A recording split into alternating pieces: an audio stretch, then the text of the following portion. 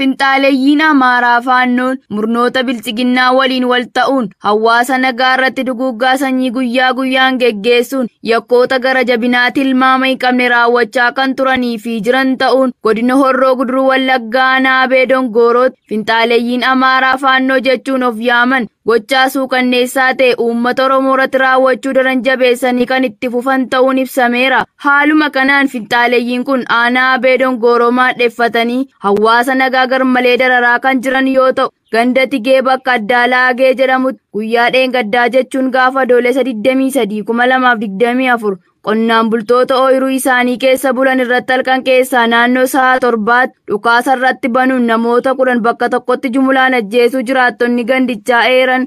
Ammaaf namoota maqaan isaanii adda ba'e barsiisaa Taakkalee Dhugaasaa fi dargaggoo Dastaa Obsaa Jabeessaa kanneen jedhaman yoo ta'u namoota 8 immoo kan maqaan adda hin baane ta'uun himameera. Aanichatti irra deddeebiin finxaaleeyyiin kun gochoota suukanneessoo hedduu fi qabeenya hawaasaa irratti saamichaa fi mancaatii hamaa ta'e raawwachuun jiraattonni aanaa Naabee Dongooroo yeroo ammaa yaaddoo hamaa keessa galanii kan jiranii fi qaamni isaaniif birmatus ta'e lubbuu isaanii oolchu kan hin jirre ta'uu jiraattonni kun itti dabaluun har'aata biyyoolessa Oromiyaatti himaniiru. Sagantaa keenya darbe irratti humnoota finxaaleeyyii kanaan namoonni 5 ajjeefamuu isaanii gabaasuun keenya kan yaadatamudha. Godinni Xarargee Aanaa Guddinaa Lukkeeleen Bilchiginnaa daldaltoota irra gatii gibira garmalee dabaluuf jiraattota irra saamicha gaggeessuu cimsanii tuufan.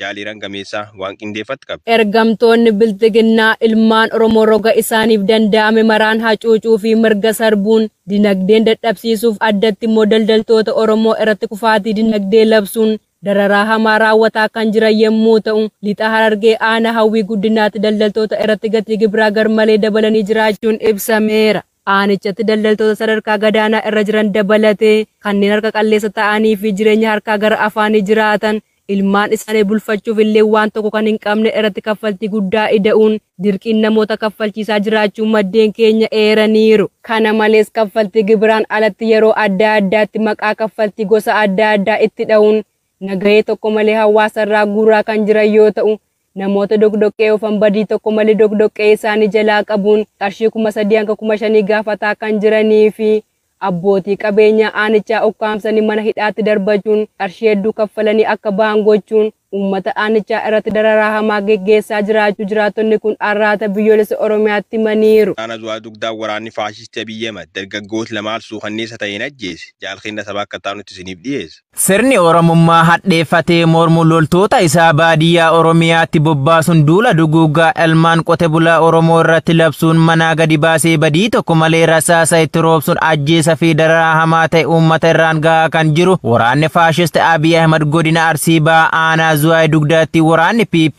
dargaggoota lama haala suukanneessaa ta'een ajjeesuun himame. Guyyaa kaleessaa jechuun gaafa adoolessa 24 aanaa Zuwaa Dugdaa ganda Majaashanan jedhamu keessaa loltoonni sirnichaa dargaggoota lama kanneen maqaan isaanii Xaayiroo Hirkoo fi Badhaanee Haajii jedhaman badii tokko malee sababa Oromummaa isaanii qofaaf yakkuun rasaasa itti roobsuun ajjeesuu jiraattonni gandichaa eeran. Dargaggoonni kun siyaasa kam keessa kan hin jirree fi hojii dhuunfaa isaanii irratti bobba'anii kan jiraatan ta'uun badii tokko malee manaa gadi isaan waamuun ajjeesanii gatuu namoonni itti dhiyeenyaan argan dubbatu. Aanichatti loltoonni Empaayeera Itoophiyaa gochaa kanaan kan wal fakkaatu irra deddeebiin raawwachaa turuun yeroo ammaa hawaasni garmalee yaaddoo hamaa keessa galee jiraachuunis himameera. Godina Wallaggaa aanaalee adda addaa dhukkubni buusaa garmalee hawaas miidhaa jiraachuun ifu jaalmoo saba guutuu gabaasicha akka taanutti isiniif dhiyeessa. Lukkeeleen Bilchiginnaa hawaasa irratti wantoota miidhaa geessisan dalaganii dalagsiisaa ooluu malee faayidaa hawaasaa furmaata kan hin keenye yeroo Oromiyaa bulchina jedhan irraa qoricha dhiyeessii fayyaa fi ogeessa irraa kutuun aanaalee 91 ta'an dhibee busaan qabuu gabaasa caffee Bilchiginnaa irraa dhageenyee jirra. Haaluma kanaan godina Baha Wallaggaa aanaalee adda addaatti dhukkubni busaa garmalee hammaachuun jiraattota miidhaa jiraachuun ibsameera. Aanaa Sibuu Sireetti dhukkubni busaa kun jiraattota miidhaa kan jiru ta'uun ganda Baqqoo Jimaa jedhamu keessaa gaafa adoolessa 20 bara 2024 qofa namoonni 10 ol ta'an dhukkuba kanaan du'uu fi guyyaa irraa namoonni hin du'in kan hin oolle ta'uun beekamee jira. Godinichuma aanaalee akka Limmuu, Giddaa Ayyaanaa, Haroo Limmuu, Eebantuu fi Kiraamuu keessattis dhukkubni kun hawaasa hedduu garmalee ajjeesaa kan jiru ta'uu jiraattonni himaniiru. Hospitaala Giddaa Ayyaanaa keessatti wal'aansaaf kan naqan sababa qorichi gahaa hin jirree fi lukkeeleen bilxiginnaa hawaasa nagaa adamsanii ukkaamsuun mana hidhaatti waan darbataniif rakkoon kun akka babal'atu ta'ee jira. Kana malees qorichaa fi dhiyeessiin fayyaa ugguramuun akkasumas mana hawaasaatti farri bookee busaa biifamuu hanqachuun babal'ina dhibee kanaaf shoolaanaa taphachaa jira. Murni bilxiginnaa kun uummaticha qoricha irraa kutuun karaa tokkoon dhibeen akka dhuman yoo taasisu, karaa biraan ammoo rasaasaa waadee ajjeesee lafarraa fixuuf karoora isaa calqabaa taasifatee raawwachaa jiraachuun ni beekama. Garuu duheen biyya laata arganne yoo dabar manni murtii filannoo dhimdi'een haasa Raamaphosaa caamsa 26 dhiyeessi ilaaluuf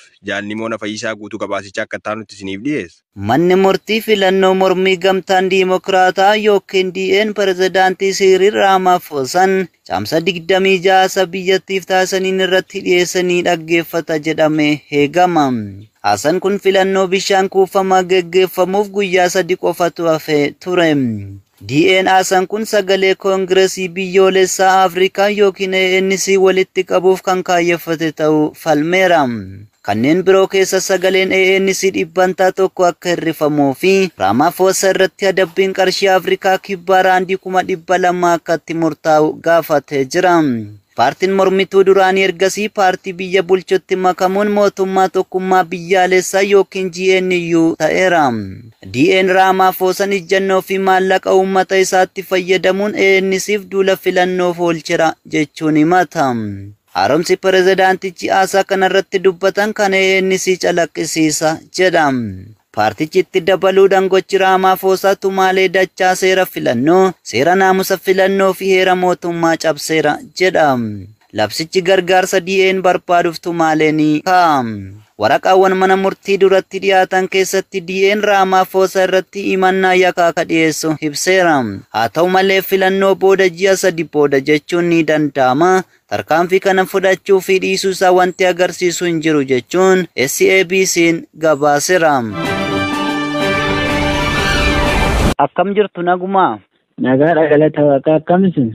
Miidiyaa arraata biyyoolessa Oromiyaa irraatii isiniif bilbilaatii jirra. Isin jiraata eessaati? Jiraata Baashaggar godina Shawaa aanaa Dugdaa ganda buusaa Dongorootaati. Ayyee jiraata godina Baashaggar aanaa Dugdaa. Egaamee guyyoota tokkoon kana dura gubaatii manneenii dabalatee rakkoowwan adda addaa akka adeemaa jirutu ka'a. Rakkoon kun maali mee dhaggeeffattootaaf daawwattoota keenyaaf nuuf qooda? Rakkoo kanaaf sababa kan ta'u mootummaa jedhu qaamonni aanaa harka keessaa qabu. Mootummaan uummata Guraagee kana gurmeessee saba Guraagee gurmeessee saba Oromoo irratti duulchisuudhaaniin jalqaba gaafa guyyaa 8 ji'a 11/2014 mana obbo Taaddasaa Lammaa jedhamu gubsiisuudhaaniin achirraa kan ka'e torbaniin booda ammoo gaafa guyyaa 18 ji'a 11/2014 mana qonnaan bultootaa guggubuudhaaniin qabeenya barbadeessuudhaaniin namoota baay'inaan kara nama 5 kan ta'u maqaan isaanii obbo Ayyaanoo Lammataa kan jedhamu, Biitaa Abuu, Fajjoo Abuu, Horaa Boonsaa, Guddee Badhoo kan jedhamu fudhatanii aga ammaatti achi buuteen isaanii kan hin beekamnee fi manneen qonnaan bultootaa hedduu guggubachuun gandoota garaagaraa keessatti, fakkeenyaaf ganda buusaa Dongorootaa keessatti mana obbo Idoolataa Abuu Caalaa, Qoricoo Leencoo, Garatuu Dabalaa, Dagaagaa Korjoo, Indaalaa Hayilamaaraam xaa'oo kuntaala 35 fi qamadii kuntaala 25 wajjin manni isaa kan gubate yoo ta'u, itti aansuun dubartiin Bashoo Badhaadhaa Illuu Ifaa jedhamtus akkasuma qabeenyi manaa kan jalaa gubate, Caalaa Baalchaa, Girmaa Birmajii, Dureessa Girmaa warra jedhamanii fi gandoota Bayimoo Buusaa keessatti ammoo Moollaa Bokkaan, Tasoo Bokkaan, Lammii Bokkaan, Goobana Doonii kan jedhaman qabeenyi isaanii kan gubatee fi ganda Birbirsa Guddaa Saabolee keessatti ammoo baay'inni manaa gubatee ammaaf eeruun nuti qabnu mana 2 kan obbolaan lamaanii Goobana Doonii, Idoo Urgeessaa fi Milkeessoo Urgeessaa nama jedhamanidha. Sababni manneen kun akka kanatti manneen hawaasaa akkasuma qabeenya mana keessaa dabalatee jalaa barbadaa'eef kun maali? Jalqabbiin isaa maalirraa madde? Jalqabbiin isaa maqaa waraana bilisummaa Oromoo balleessina jedhuun kan isaan bobba'anii sana bira darbee qabeenya uummataa saamuu, qabeenya uummataa gubuutti bobba'anii kallattuma kanaan adeemsisaa kallattii jijjiirratee kara sabaatitti dhufeera. Hidhattoonni sabaan Guraagee jedhaman kun ammoo hidhattoota akkamiiti? Hidhattoota warra gurmaa'ee jiruudha moo hawaasumatu hidhate? Hawaasumatu hidhate bifa milishaatiin hawaasni siviiliinis hidhateera. Kan ammoo kan duuba dhaabatee gurmeessee qindeessee hidhachiisaa jiru qaama aanaa bulchuu, aanaa dugdaa bulchuudha. Deeggarsa qaama aanaa dugdaa bulchuudhaniin kanaan dura namni ajaja humna addaa Oromiyaa jedhamu obbo Biraanuu namni jedhamu uummatatti walgahii baasee uummatatti aadataa ture. Saba Guraagee tuqxanii hin buqqaatu jedhee uummatatti waan aadateef isaan gurmeessee har'a uummata irratti bobbaaseera. Gaafa gubaatiin manaa kun godhamullee isaanillee deeggarsi uummataaf godhan tokko hin jiru. Isaanii wajjin dhaabatanii isaan deeggaraa turaniiru. Humni addaa Oromiyaa. Humni addaa Oromiyaa naannaa sanarra jiru gara hidhattoota akkasumallee egaa akka ati nu kaasaa jirtuttiin hidhattoota Guraagee kana maqaaf mootummaadha ofiin jedhee aangorra irra jiru kanatu hidhachiisee nuun jechaa jirta. Egaa mee uummanni achirraa buqqa'e kun amma miira akkamii keessa jiru? Maalirra immoo jiru? Uummanni rakkoo hamaa keessa galeera, sodaa sammuu hamaa keessa galeera, rakkoo xiinsammuutiin miidhameera, shororkaa'eera, nageenya dhabee tasgabbii dhabeera. Uummanni haga amma ganama kanaatitti qabeenya ofii fe'achaa, horii ofii oofachaa, iddoo jireenya isaa qe'ee isaa gallakkisee ba'aa jira. Uummanni qabeenya saamamaa jira, tasgabbii dhabeera beektu. Egaa uummanni gochoonni kun akka kanaattiin irratti raawwatame kun egaa dhugummaan waraana bilisummaa Oromoo waliin walitti dhufeenya qabu moo akkasumaan Oromummaan yakkanii namoota kana irrattiin gochoota kana raawwatan jettu? Waraanni bilisummaa Oromoo maqaa ittiin uummata shororkeessanidha malee uummanni kun takkuma waraana bilisummaa Oromoo wajjin uummata hariiroo qabus miti. Jaarsaaf jaartii manguddoota nama waa'ee siyaasa kamiitiyyuu hin beeknedha. Qonnaan bula jiraatadha uummanni kun. Waraana bilisummaa Oromoo wajjin hariiroo takkaayyuu hin qabu.